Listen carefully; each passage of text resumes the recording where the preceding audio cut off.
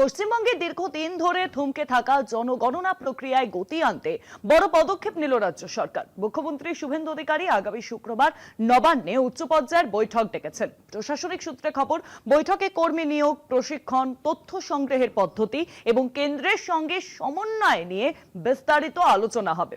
ইতিমধ্যেই জেলা ও পুর স্তরের আধিকারিকদের অতিরিক্ত দায়িত্ব দিয়ে বিজ্ঞপ্তি জারি করেছে সরকার।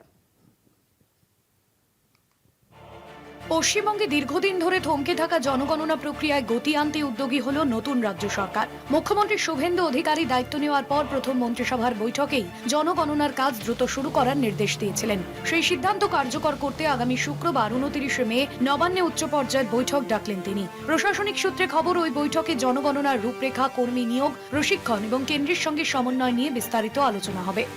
রাজ্য সরকার ইতিমধ্যেই বিভিন্ন স্তরের আধিকারিকদের জনগণনার দায়িত্ব দিয়ে বিজ্ঞপ্তি জারি করেছে। জেলা স্তরে ডিভিশনাল কমিশনার, জেলা শাসক, অতিরিক্ত জেলা শাসক, মহকুমা শাসক, বিডিও, জয়েন্ট বিডিওদের অতিরিক্ত দায়িত্ব দেওয়া হয়েছে। শহরাঞ্চলে কমিশনার, অতিরিক্ত কমিশনার, পুরসভার এক্সিকিউটিভ অফিসারদেরও এই কাজে যুক্ত করা হয়েছে। কেন্দ্রীয় স্বরাষ্ট্র মন্ত্রক চলতি বছর দেশজুড়ে জনগণনার কাজ শুরু করার প্রস্তুতি নিয়েছে। অন্য অনেক রাজ্যে প্রাথমিক কাজ এগোলেও পশ্চিমবঙ্গে তা কার্যত থমকে ছিল।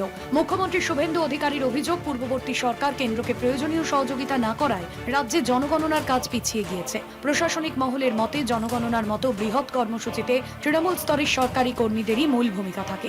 অতীতে ভোটার তালিকা সংশোধনের সময় যেমন বিএলওদের কাজে লাগানো হয়েছিল, এবারও বিভিন্ন দফতরের কর্মীদের ব্যবহার করা হতে পারে। পাশাপাশি ডিজিটাল পদ্ধতিতে তথ্য সংগ্রহের বিষয়েও জোর দেওয়া হতে পারে বলে প্রশাসনিক সূত্রে ইঙ্গিত।